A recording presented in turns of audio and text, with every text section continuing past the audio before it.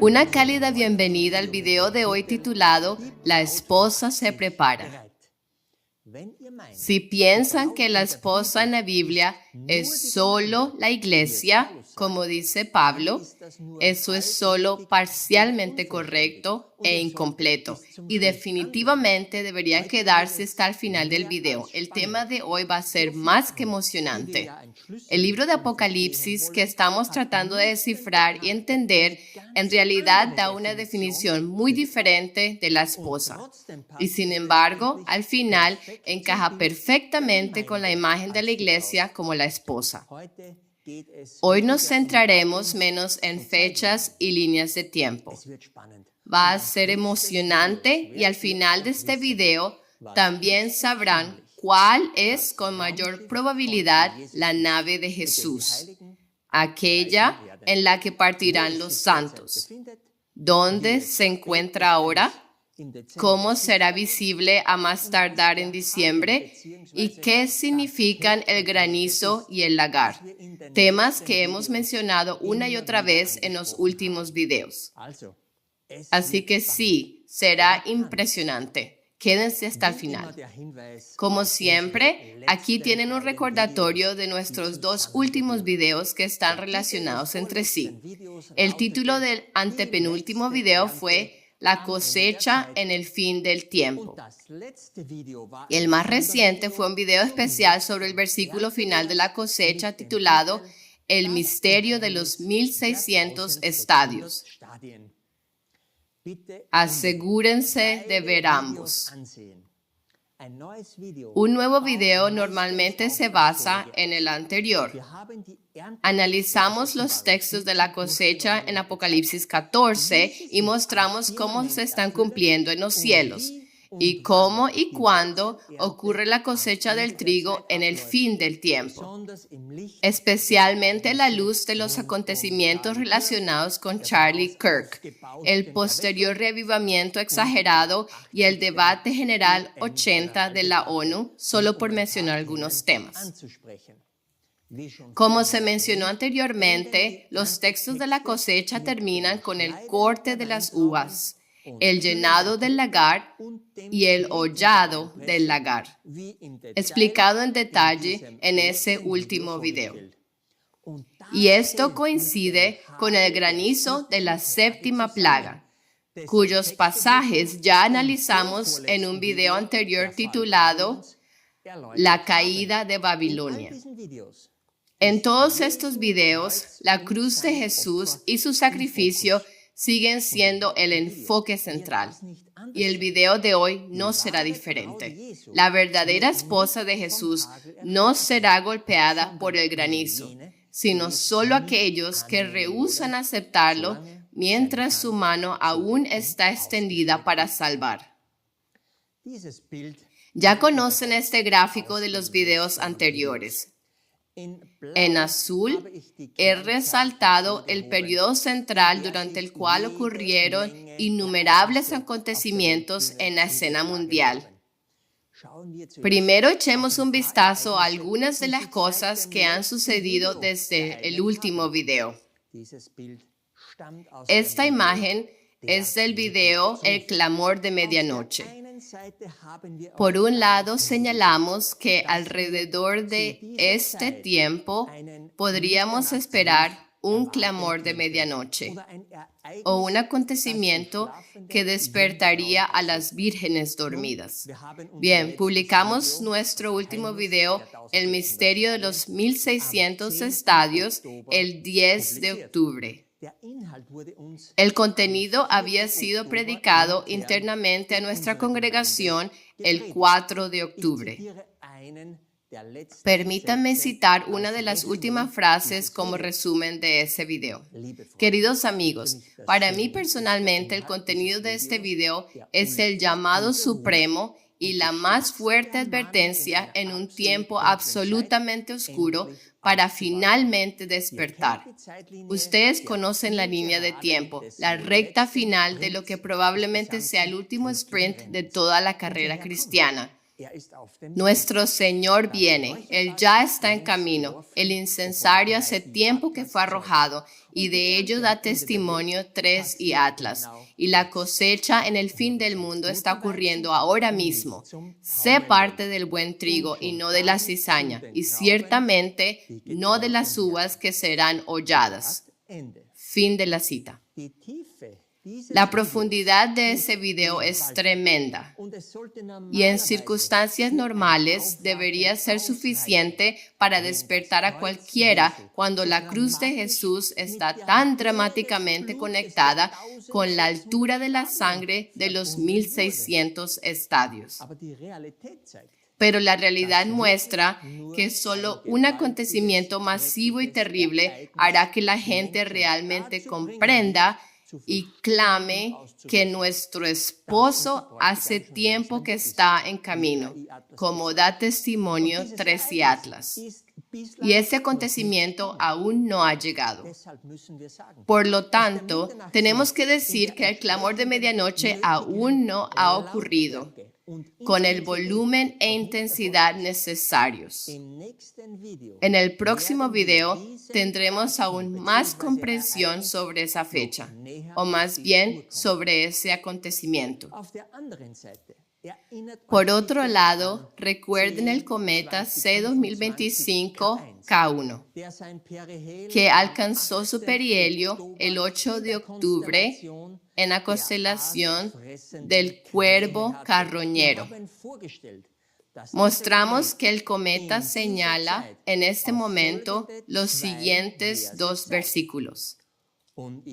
Y vi un ángel que estaba en pie en el sol, y clamó a gran voz, diciendo a todas las aves que volaban por medio del cielo: venid y congregaos a la cena del gran Dios, para que comáis carnes de reyes, y carnes de capitanes, y carnes de fuertes, y carnes de caballos, y de los que están sentados sobre ellos, y carnes de todos, libres y siervos, pequeños y grandes. En los cielos vemos las señales predichas por Dios, y en la tierra algo inmenso se está gestando. ¿Han oído lo que ocurrió en esos días? ¿Han oído el grito de guerra de ese ángel? Esto trata definitivamente de una gran y bélica reunión de las fuerzas del mal. El 3 de octubre, el cometa K1 entró en la constelación del Cuervo. El 8 de octubre alcanzó su perihelio. Y para el 10 de octubre ya había salido nuevamente la constelación del Cuervo. Tengan también presente de dónde proviene este ángel, principalmente de aquí, de Ofiuco, el portador de la serpiente, y de la propia serpiente. Si siguen su recorrido de este lado, llega a Andrómeda el 16 de diciembre. Y como se sabe, Andrómeda sostiene una cadena. Eso podría representar el comienzo del encadenamiento de Satanás, quien será atado por 1000 años. En este punto, quiero tocar brevemente un tema que muchos cristianos prefieren ignorar. Satanás hace tiempo que fue expulsado del cielo, y sus ángeles obedientes con él. Desde entonces han estado aquí en la tierra como demonios y pueden poseer o influenciar a las personas de una manera extremadamente negativa. Por eso los seres humanos son capaces de hacer cosas inimaginables, en un sentido muy negativo, por supuesto, y no debe olvidarse algo más. En 2 Corintios 11:14 leemos que Satanás se disfraza como ángel de luz. Hay que tener mucho cuidado en quién se confía. Entonces, ¿qué sucedió en la tierra Durante estas fechas clave relacionado con el cometa K1 que reflejaron este llamado que vimos en los cielos. Cuando la profecía habla de esas aves que comen carne, en realidad no se refiere literalmente a pájaros. ¿A qué más llamamos los humanos aves del cielo? Los aviones, especialmente los cazarrápidos, bombarderos o aeronaves de reconocimiento, se denominan en la jerga militar como aves.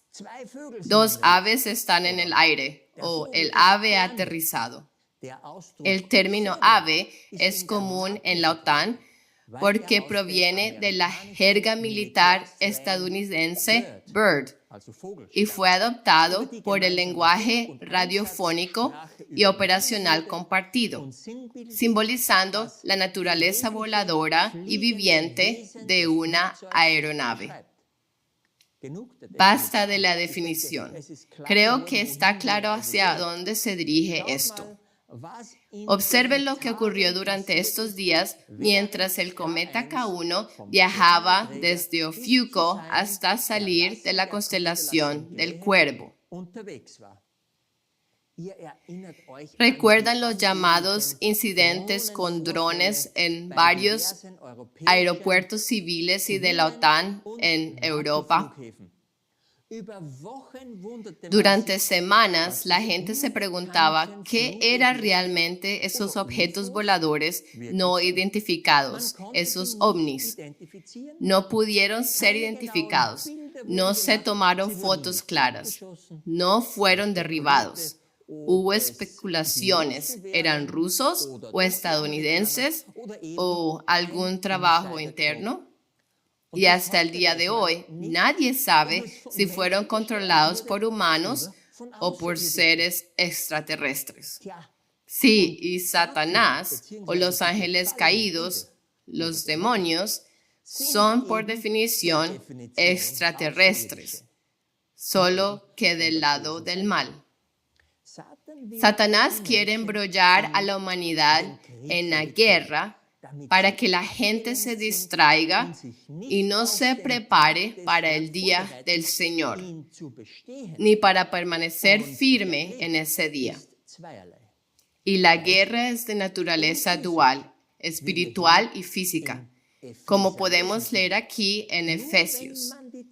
Solo cuando se conoce el tiempo y por tanto se pueden conectar los acontecimientos terrenales con los textos bíblicos correspondientes, se recibirá de la Escritura la respuesta sobre quién está detrás de estos misteriosos sucesos.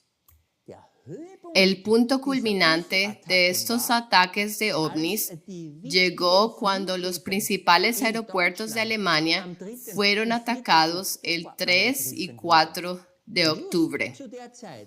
Exactamente cuando el ángel K1 entró en la constelación del Cuervo y dio su llamado de reunión. ¿Cuál fue la consecuencia terrenal de estas manifestaciones de ovnis durante el periodo central del 3 al 10 de octubre? El estado de tensión en Alemania comenzó a discutirse o considerarse a partir del 3 de octubre de 2025. Y esa discusión fue provocada principalmente por esta serie de avistamientos de objetos voladores no identificados sobre infraestructura sensible y aeropuertos importantes. El estado de tensión es una situación de emergencia externa definida constitucionalmente, una etapa entre la paz y el estado de defensa declarado, que el Bundestag puede declarar para aumentar la preparación de defensa. En tal caso, la ley fundamental permite restringir ciertos derechos fundamentales de acuerdo con las disposiciones legales. Los más comúnmente afectados son, por ejemplo, la Secretaría de las Telecomunicaciones y del Correo, la libertad de movimiento y partes de la libertad profesional, junto con las excepciones relacionadas de las leyes de emergencia. Durante un estado de tensión, las autoridades, con la aprobación del Bundestag, pueden restringir los viajes y movimientos, ordenar la vigilancia de las comunicaciones, requisar empresas o forzarlas, e incluso permitir el despliegue de la Bundeswehr dentro del país para asegurar la infraestructura crítica, siempre que tales medidas estén definidas legalmente y limitadas en el tiempo. La preparación militar en Alemania, Dinamarca y en toda la OTAN fue aumentada en respuesta al llamado de este ángel. Y la inquietud pública está creciendo mientras los gobiernos advierten sobre amenazas aéreas no identificadas. Todo esto nos ha llevado a donde estamos ahora. Y saben que esta tensión en Europa no ha disminuido ni un poco. El llamado de ese ángel maligno a través de estos objetos voladores no identificados sobre aeropuertos civiles y de la OTAN claves ha sido emitido. Y las aves terrestres, los cazas, sus pilotos y comandantes se han preparado para destruir mucha carne. Así, las naciones están siendo agitadas para finalmente lanzar la Tercera Guerra Mundial en Europa contra Rusia. Recuerden una vez más Efesios 6, 11 al 12, donde se nos dice: vestíos de toda la armadura de Dios para que podáis estar firmes contra las acechanzas del diablo. Porque no tenemos lucha contra sangre y carne, sino contra principados, contra potestades, contra los gobernadores de las tinieblas de este mundo, contra malicias espirituales en las alturas, contra Satanás y sus demonios.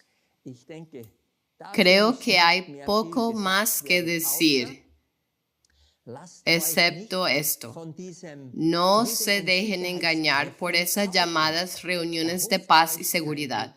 No esperen un buen resultado, ni siquiera si oyen en noticias que Putin y Trump planean reunirse pronto en Hungría. Saben muy bien que lo inevitable se acerca. Solo entonces despertarán las vírgenes dormidas y se darán cuenta de que el fin ha llegado.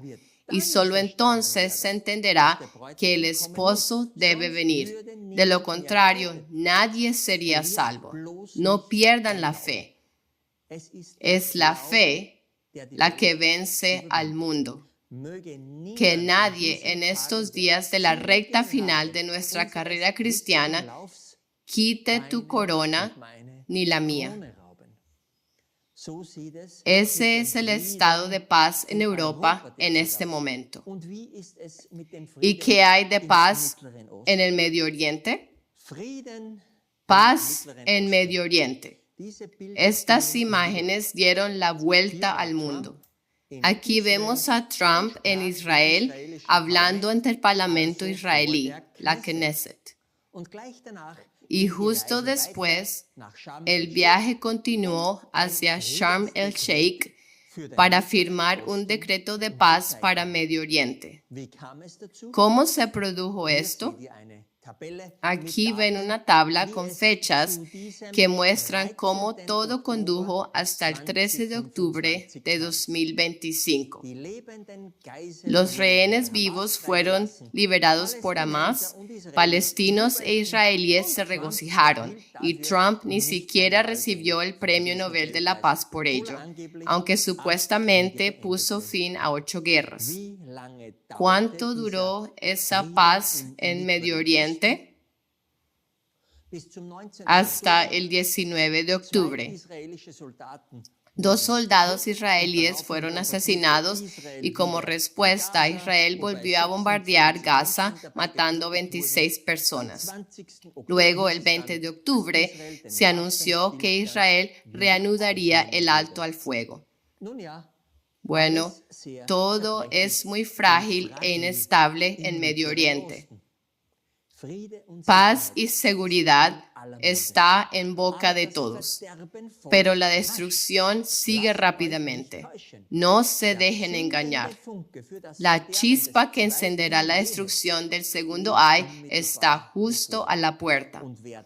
Y quien sobreviva eso, pero no pertenezca al pueblo de Dios, tendrá inevitablemente que soportar el tercer ay, que esperamos en diciembre, después de la gran ascensión al cielo. Una vez más, una nota rápida. En el próximo video presentaremos una actualización adicional respecto a los acontecimientos terrenales que tenemos por delante. Se asombrarán de lo que surge cuando se observan los textos y las líneas de tiempo de los dos testigos, no solo desde la perspectiva celestial del testigo de Orión, como lo hemos hecho hasta ahora, sino también desde la perspectiva terrenal de la cruz. Esto no cambia el resultado general, porque los testigos están destinados a dar testimonio de lo mismo, pero se aclararán fechas adicionales, fechas que nos ayudarán durante las próximas semanas hasta diciembre. Después de esta actualización de noticias, pasaremos directamente al tema principal de hoy. Y ese tema es: la esposa se prepara. Saben que ahora estamos en el tiempo de la cosecha final, cuando será evidente quién pertenece al buen trigo y quién pertenece a la cizaña. También quedará claro si todavía habrá buenas uvas, es decir, mártires que no negarán a Dios y aún así entregarán sus vidas. Y finalmente se revelará quién simplemente rehusó aceptar a Jesús y será hollado en el lagar en la cruz. Como panorama general, observamos el capítulo 19 de Apocalipsis, ya que hemos utilizado varios versículos de ese capítulo en videos anteriores. Este capítulo puede dividirse aproximadamente en 4 secciones. La primera sección comienza con las palabras "y después de estas cosas", y las demás comienzan con "y vi". Esta formulación siempre nos muestra que Juan vio otro tema en visión. Veamos la parte 3.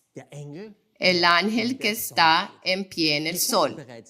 Ya conocemos el cometa C2025K1, a quien representa, qué proclaman él y sus demonios, y cómo estos versículos se han cumplido en la tierra. Acabo de hablar de eso antes. La parte 2 trata del jinete en el caballo blanco, Jesús descendiendo, porque su ministerio mediador ya ha terminado. Y por eso 3 y Atlas apareció en los cielos como la señal del incensario que fue arrojado. Este jinete en el caballo blanco, en este contexto, es Sagitario, el arquero, donde se descubrió 3 y Atlas. También hemos hablado de los ejércitos celestiales que los siguen. Esos son los 7 cometas especiales que durante estas semanas previas a diciembre están alcanzando ya sea su perihelio o su punto más cercano a la Tierra. Y hemos hablado del lagar, porque Jesús mismo lo hollará. También saben cuándo, alrededor del 19 de diciembre de 2025, cuando la sangre subirá a la altura de 1.600 estadios hasta la estrella Polis.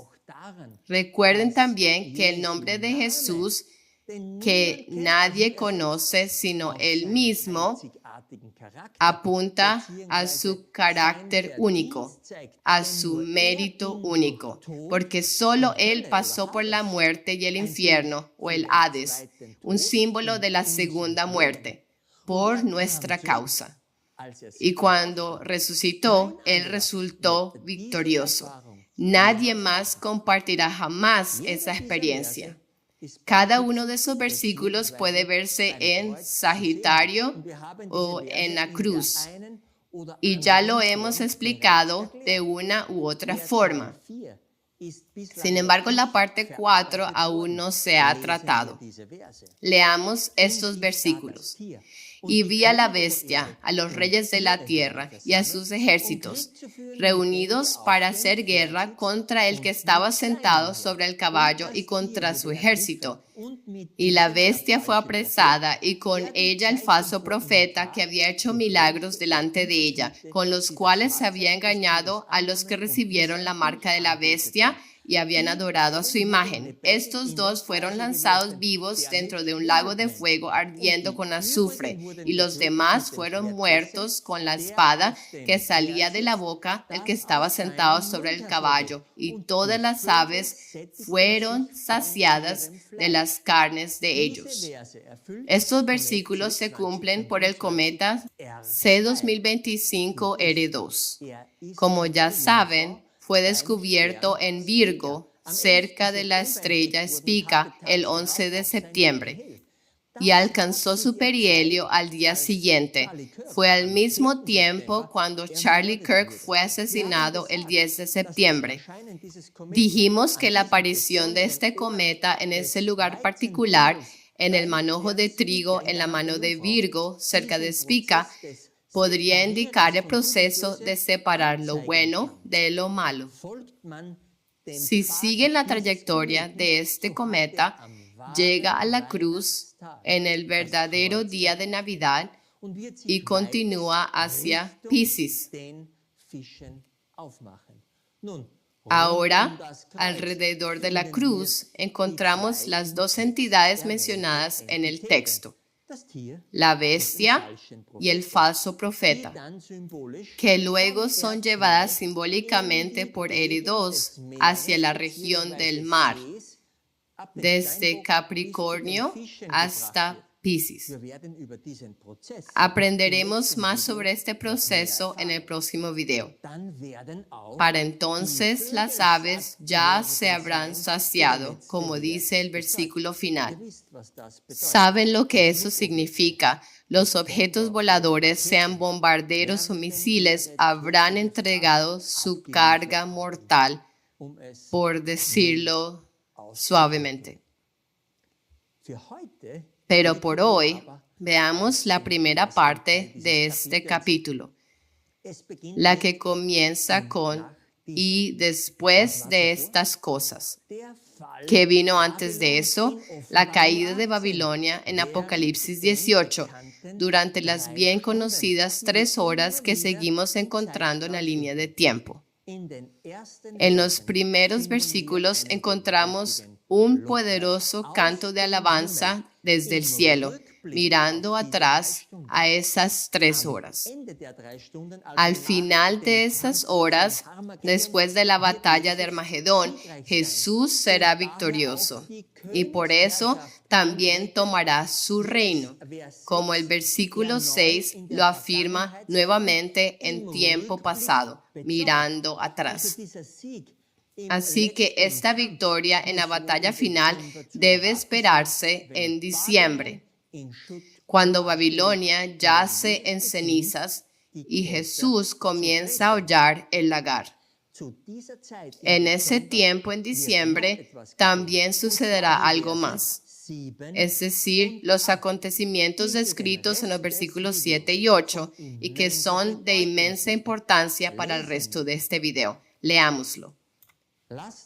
Gocémonos y alegrémonos y démosle gloria, porque han venido las bodas del Cordero y su esposa se ha preparado. Y a ella se le ha concedido que se vista de lino fino, limpio y resplandeciente, porque el lino fino es la justicia de los santos. ¿Quién es el esposo? ¿Quién o qué es la esposa? ¿Y cómo tiene lugar este cambio de vestiduras? Leamos primero en Mateo capítulo 9.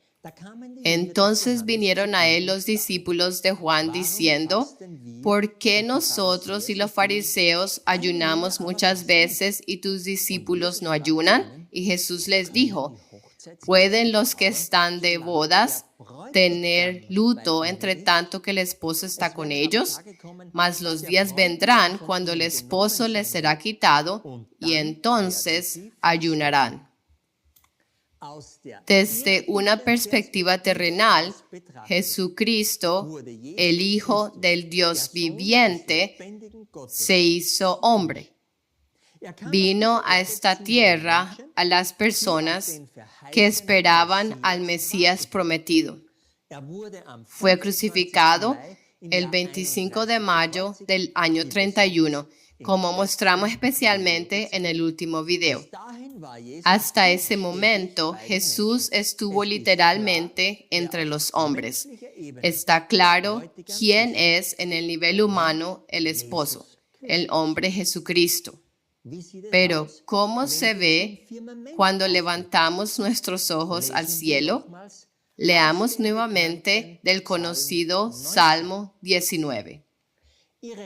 Por toda la tierra salió su hilo, y hasta los confines del mundo sus palabras. En ellos puso tabernáculo para el sol, y como un novio que sale de su tálamo, se alegra cual gigante para correr el camino. El sol recorre su curso, la eclíptica, y el sol es símbolo del esposo. Todo esto no es nada nuevo, pero es sumamente importante para el video de hoy tener claras estas definiciones. Entonces, ¿quién es la esposa? Pablo responde desde un punto de vista terrenal. Maridos, amad a vuestras esposas, así como Cristo amó a la iglesia y se entregó a sí mismo por ella, para santificarla, limpiándola en el lavamiento del agua por la palabra, para presentársela gloriosa para sí, una iglesia que no tuviese mancha, ni arruga, ni cosa semejante, sino que fuese santa y sin mancha. Y en 2 de Corintios 11 dice, porque os celo con celo de Dios, porque os he desposado a un esposo, para presentaros como una virgen pura a Cristo. La esposa es la iglesia pura, compuesta de cebada, trigo y buenas uvas para mantenernos dentro de la imagen de la cosecha. Entonces, ¿qué es la esposa cuando miramos al firmamento? El sol representa al esposo. Eso ya lo sabemos. Leamos la breve historia en la Biblia donde José contó uno de sus sueños a su familia. Y soñó aún otro sueño, y lo contó a sus hermanos diciendo, he aquí que he soñado otro sueño, y he aquí que el sol y la luna y 11 estrellas se inclinaban a mí. Y lo contó a su padre y a sus hermanos. Y su padre le reprendió y le dijo, ¿qué sueño es este que soñaste? ¿Hemos de venir yo y tu madre y tus hermanos a inclinarnos a ti a tierra? Jacob entendió perfectamente que el sol representaba al hombre, asimismo en ese caso. La luna representaba a su esposa y las estrellas representaban a los hermanos de José. No había ninguna duda en la mente de Jacob de que el sol y la luna simbolizaban al hombre y a la mujer, al esposo y a la esposa. Leamos también del relato de la creación en el cuarto día. Y dijo Dios, haya lumbreras en el firmamento del cielo para separar el día de la noche, y sean por señales, y para las estaciones, y para días y años, y sean por lumbreras en el firmamento del cielo para alumbrar sobre la tierra. Y fue así. E hizo Dios las dos grandes lumbreras, la lumbrera mayor para que señorease en el día y la lumbrera menor para que señorease en la noche. Hizo también las estrellas. Para nosotros como seres humanos, estas lumbreras son decisivas. El sol y la luna. La luna en sí no puede brillar, sino que refleja la luz del sol. Así como un cristiano no brilla por sí mismo, sino que debe reflejar a Cristo y su carácter glorioso. Es inconfundible que cuando miramos al cielo, la luna representa a la esposa. Ahora se pone serio. Leímos antes que la esposa no debe tener mancha, ni arruga, ni cosa semejante, sino que fuese santa y sin mancha. ¿Y qué leímos sobre la esposa en Apocalipsis 19? Y a ella se le ha concedido que se vista de lino fino, limpio y resplandeciente, porque el lino fino es la justicia de los santos. La luna es una imagen apropiada de nosotros, los cristianos. Mira la luna. Está llena de cicatrices, de cráteres, marcada con muchas manchas oscuras, y no brilla por sí misma. Es una imagen adecuada de nuestro recorrido de vida pecaminoso. Antes de encontrar a Cristo, nosotros los seres humanos habíamos hecho prácticamente todo mal, al menos muchos de nosotros. Y eso dejó cicatrices, huellas y cráteres en nuestras vidas. E incluso con Cristo, como cristianos bautizados y convertidos, seguimos luchando con el pecado. Aunque caemos, nos arrepentimos y nos levantamos de nuevo, al día siguiente algo más vuelve a salir mal. A veces somos como la luna creciente o llena, muy cerca de Cristo, reflejándolo bien. En otros días estamos en lucha, como una luna menguante o incluso una luna nueva astronómica, cuando no puede verse en absoluto. En esos días nos sentimos abandonados por Dios, aunque Él sigue allí. Es un constante sube y baja en nuestras vidas, igual que la relación entre el sol y la luna. Creo que comprenden perfectamente cómo la luna describe a la iglesia cristiana. El hecho es, necesitamos la justicia de Cristo para poder ser al final la esposa sin mancha. Y esa vestidura nos es concedida, como leemos en Apocalipsis 19:8. Esto me recuerda a las palabras de Jesús: pedid y se os dará. Especialmente en estos días, en la recta final. No olviden pedirle fervientemente a Jesús que te conceda a ti y a mí esta vestidura pura de su justicia por la gracia. Creo que no necesito explicar más esta imagen en lo que respecta a nosotros como iglesia en la tierra. Pero ahora levantemos la vista hacia los cielos y volvamos otra vez a Apocalipsis. Allí la esposa es comparada con la ciudad santa. Leamos. Y vi un cielo nuevo y una tierra nueva, porque el primer cielo y la primera tierra habían pasado, y el mar no existía ya más. Y yo, Juan, vi la ciudad santa, la nueva Jerusalén, que descendía de Dios del cielo, dispuesta como una novia ataviada para su marido. La ciudad santa, la Nueva Jerusalén, es por tanto también una imagen de una esposa hermosamente adornada que desciende del cielo después del milenio. Más adelante, en Apocalipsis 21, encontramos aún más detalles.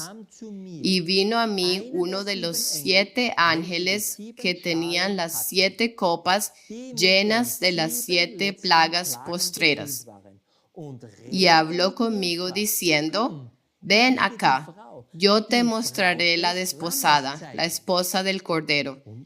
Y me llevó en el espíritu a un monte grande y alto, y me mostró la gran ciudad santa de Jerusalén, que descendía del cielo de Dios, teniendo la gloria de Dios.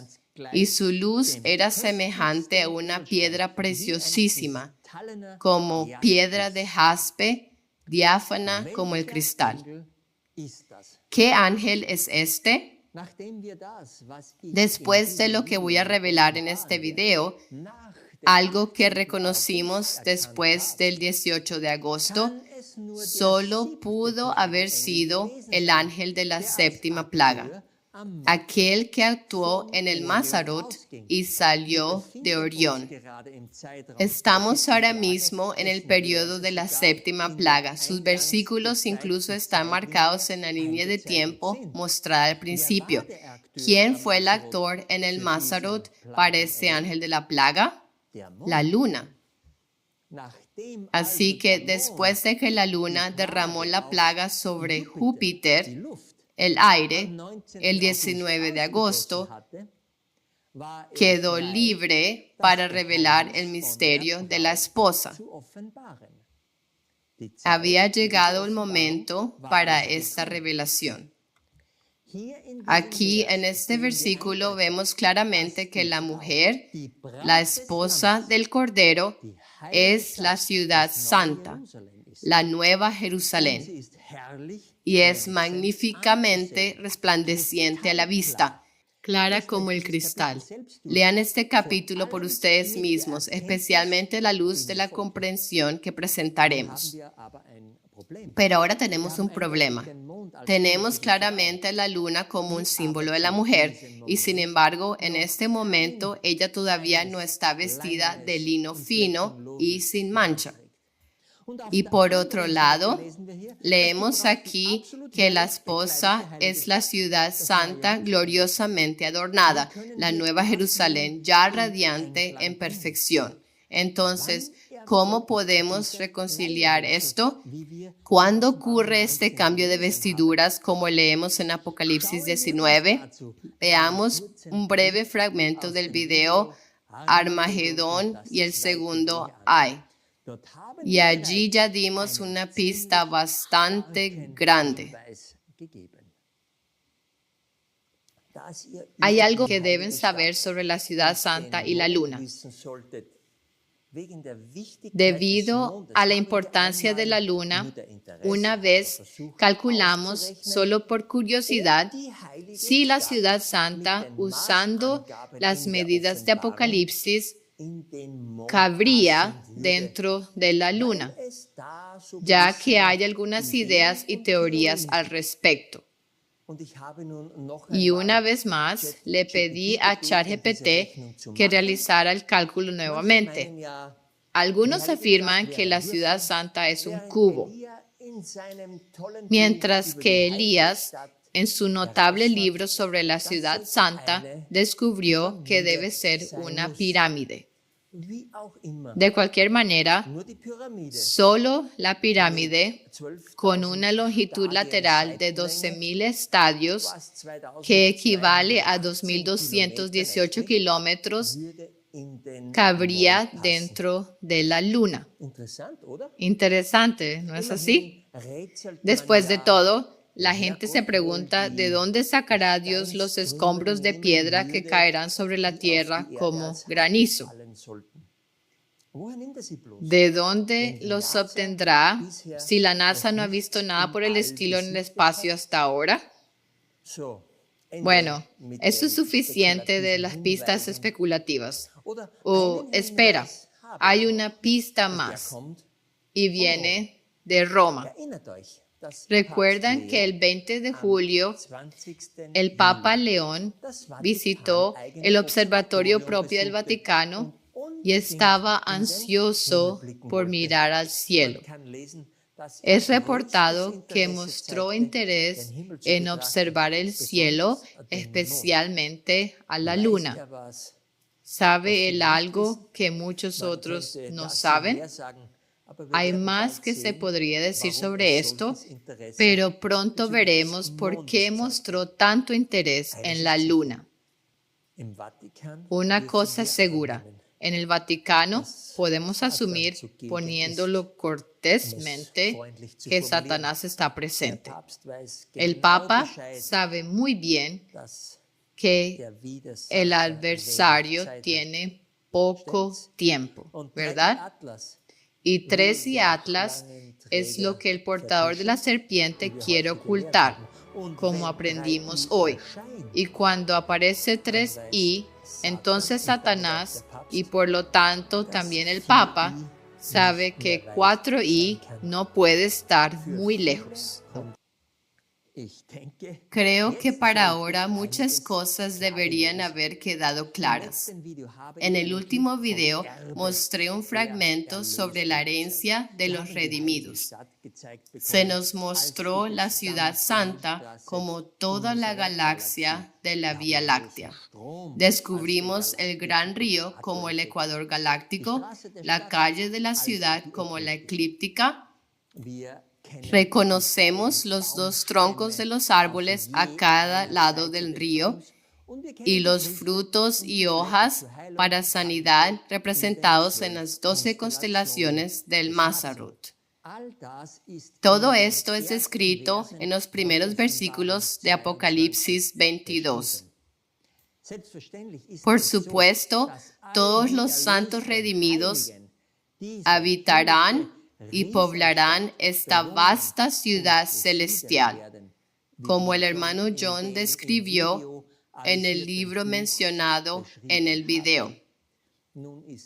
Y ahora está claro que toda la Vía Láctea no puede descender a la tierra después del milenio y dividir el monte de los olivos, sino más bien una poderosa parte viajera de ella, con las dimensiones descritas en Apocalipsis 21.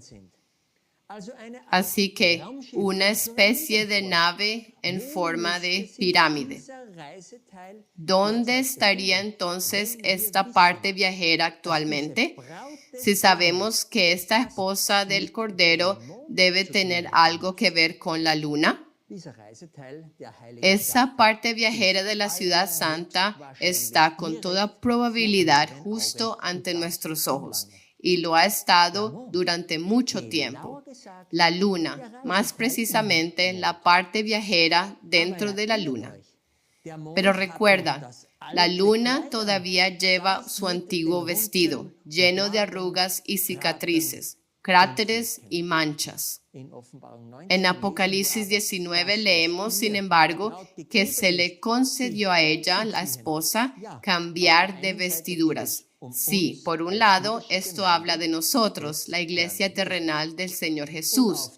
Y por otro, en los cielos, la luna como esposa también debe cambiar de vestiduras. El vestido gris y pedregoso de la luna, que aún cubre o esconde esta parte viajera, debe ser removido. Este cambio de vestiduras ocurre lógicamente en diciembre, en la cruz, entre los redimidos de Cristo que lo han aceptado a Él y a su sacrificio. Y el mismo retiro de la vestimenta antigua también tiene lugar con la luna, que como hemos determinado claramente representa a la esposa en los cielos. Tal vez suene especulativo para algunos, incluso como pura fantasía, Bueno, el razonamiento hasta ahora es bíblico, pero existe al menos una pista de datos científicos que pudiera respaldar lo que hemos presentado hasta ahora. Aquí leemos, la luna es hueca. La luna es una nave espacial hueca. Apolo 12 descubre una luna hueca. Eso dicen varios titulares de YouTube cuando se busca acerca de este tema. Leamos esta ficha informativa para saber qué se probó durante las misiones Apolo 12 y 13. Primero, de la misión Apolo 12.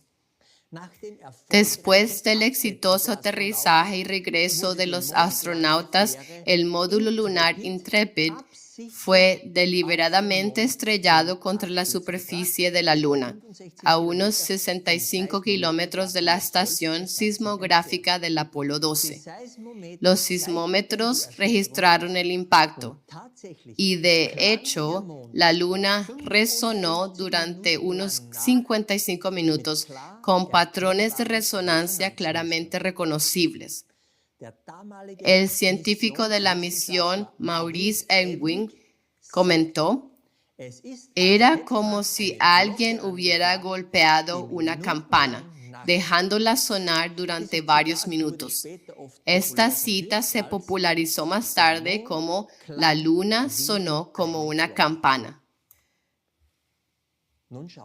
Ahora veamos la misión Apolo 13, que tuvo lugar un año después, en 1970.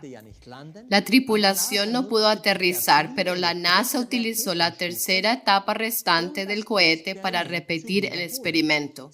Fue dirigida deliberadamente para estrellarse contra la Luna a una velocidad de aproximadamente 2,5 kilómetros por segundo. Los sismómetros de Apolo 12 registraron nuevamente una vibración excepcionalmente larga, más de 3 horas, confirmando el fenómeno.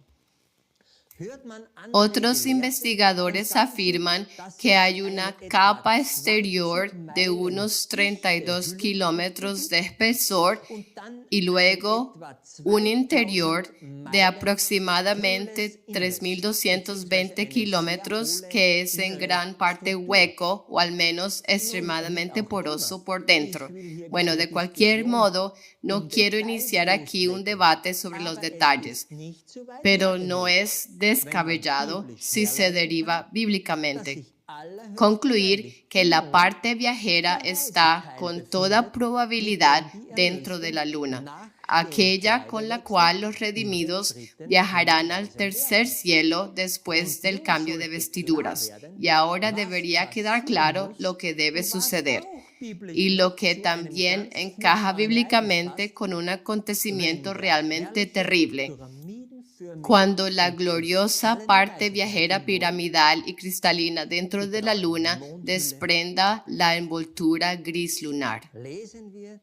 Leamos los versículos finales de la séptima plaga. Y cayó del cielo sobre los hombres un grande granizo, como del peso de un talento. Y los hombres blasfemaron a Dios por la plaga del granizo, porque su plaga fue muy grande. Tengan en cuenta, el ángel de la séptima plaga, representado por la luna, es el que explica esta plaga. Honestamente, me da escalofríos cuando lo leo así. Pero eso no es todo. Recuerden que en el video La caída de Babilonia expliqué los versículos de la séptima plaga y los marqué en la línea de tiempo. Allí el segundo versículo dice, hecho está. Y ya transmitimos que la preparación de las moradas para ti, y espero que para mí, fue completada el 23 de agosto. Ahora saben, según este estudio, dónde tuvo lugar eso. Al final de la séptima trompeta leemos, y el templo de Dios fue abierto en el cielo, y el arca de su pacto fue vista en su templo, y hubo relámpagos y voces y truenos y un terremoto y grande granizo. Sabemos dónde está el templo de Dios en el cielo, es decir, en la cruz, en diciembre. Todavía esperamos ese terrible acontecimiento del segundo ay durante esas 3 horas de la caída de Babilonia. Primero viene el segundo ay de la 6ª trompeta, luego viene el tercer ay de la 7ª trompeta en diciembre, y ese es el granizo de fragmentos de roca lunar. Este es el apedreamiento del que hemos hablado con frecuencia en los últimos videos, uno que el propio Señor llevará a cabo. Todo culmina en diciembre en la cruz. Allí tendrá lugar el acontecimiento más hermoso para un cristiano, a saber, la primera resurrección y la ascensión general. Pero allí también llega el granizo para aquellos que nunca aceptaron a Jesús. Tanto la 7ª plaga como la 7ª trompeta dan testimonio de esto. Y ahora saben, según este estudio, de dónde vendrán esas piedras del peso de un talento. Y este también es el tiempo del hollado del lagar. Leamos nuevamente. Y el lagar fue hollado fuera de la ciudad, y del lagar salió sangre hasta los frenos de los caballos por 1600 estadios. Y este es también el tiempo posterior a las 3 horas de la caída de Babilonia, cuando la voz del esposo y de la esposa ya no se oirá, porque habrán partido poco antes. Leamos también este versículo nuevamente. Y luz de candelero no alumbrará más en ti, y voz de desposado y de desposada no se oirá más en ti, porque tus mercaderes eran los magnates de la tierra, porque por tus hechicerías fueron engañadas todas las naciones. Y poco antes de ese granizo, todos se darán cuenta de lo que está sucediendo con la luna. Los hijos de Dios no se turbarán por ello, más bien saldrán a su encuentro. Ellos han sido advertidos, conocen el tiempo y entienden los acontecimientos. Otros clamarán lo que está escrito al final del pasaje del 6º sello. Y los reyes de la tierra, y los magistrados, y los ricos, y los capitanes, y los poderosos, y todo siervo y todo libre se escondieron en las cuevas y entre las rocas de las montañas, y decían a las montañas y a las rocas: caed sobre nosotros y escondernos del rostro de aquel que está sentado sobre el trono y de la ira del Cordero, porque el gran día de su ira ha llegado. ¿Y quién podrá sostenerse en pie? Ahora sabemos que muy probablemente no será un impacto de asteroide, aunque eso también podría ser granizo del cielo, sino más bien el pronto quebrantamiento de la corteza lunar, que así liberará el inmenso y esperado 4º objeto interestelar que necesitamos para el tercer ay. Cuando se ha avistado 4i, el temor y el tercer ay del granizo lógicamente comenzarán. Esa parte viajera entonces, por supuesto, viajará al tercer cielo y después del milenio descenderá del cielo una vez más. De nuevo, revisa ese fascinante libro presentado en el clip de video. Aunque todo esto suene inimaginable, este estudio, en nuestra opinión, se deriva de manera bastante coherente. Si alguien puede interpretar todos estos versículos de otra manera, por favor escríbanos y compartan otra interpretación completa de los pasajes. Por nuestra parte, no queremos ocultarles nuestros hallazgos. Una vez más, uso esta diapositiva al terminar el video. No podemos hacer más que advertir e instarles a que tomen la mano de Jesús. Recientemente oí de nuevo que muchos cristianos no entienden las dos líneas de tiempo cruciales en Daniel 8 y 9, las 2300 tardes y mañanas y las 70 semanas. Muchos cristianos están mirando a Israel en estos días porque piensan que este maniobrar por la paz y este pacto entre potencias en Medio Oriente apunta a Daniel 9:27. Quizás haya una aplicación secundaria moderna, pero una cosa es segura. Hay una aplicación clásica que permitió a los contemporáneos de Jesús identificarlo como el Mesías. Solo se necesita un cálculo sencillo, nada más. De las lecciones normales de historia se puede saber que el decreto de Artajerjes para reconstruir Jerusalén fue dado en el año 457 a.C. Sumamos 70 semanas o 490 años y el final de esas 70 semanas es el año 34 después de Cristo. Si se hace correctamente, porque no existe el año cero. Cualquiera puede realizar este cálculo simple. Esa 70ª semana abarca lógicamente 7 años y por lo tanto va del año 27 al 34 después de Cristo. Y en el año 27 Jesús fue bautizado y con eso su ministerio público comenzó oficialmente. Los protestantes saben todo esto y a la mitad de esa semana cesó el sacrificio y la ofrenda, porque Jesús murió por nosotros en la primavera del año 31 después de Cristo en la cruz, y el velo del templo se rasgó de arriba abajo. Ya no se necesitaban sacrificios ceremoniales y no se necesita ninguna novilla roja para inaugurar un tercer templo físico. Este sencillo y clásico cálculo debería eliminar, sí, repito, toda duda, tanto entre los cristianos como entre los judíos.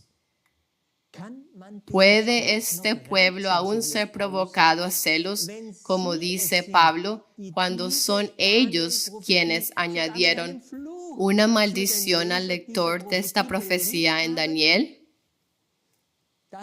Esta es claramente la profecía que apunta directa y precisamente a Jesús. Y es exactamente este Jesús a quien presentamos en el último video con los 1600 estadios que indican la altura de su cruz en ese lugar especial del Mazarot. El Hijo del Dios viviente descendió del cielo y mediante su sacrificio único en la cruz reconcilió con su Padre a los que lo reciben. Y solo por medio de Él y a través de su justicia, una persona obtiene acceso al árbol de la vida y puede entrar en la ciudad santa, solo por medio de Jesucristo. Espero que esta breve excursión en el libro de Daniel haya abierto algunos ojos. También espero que el contenido de nuestros videos ayude a muchos a evitar tener que soportar el terrible granizo del tercer ay. Vengan a Jesús y guarden sus mandamientos puros e inalterados por amor a Él. Por favor, despierten y proclamen por todas partes que el esposo viene. No teman cuando la esposa cambie de vestidura. Salgan sin miedo a su encuentro, porque están preparados. Bendiciones de Dios. Amén.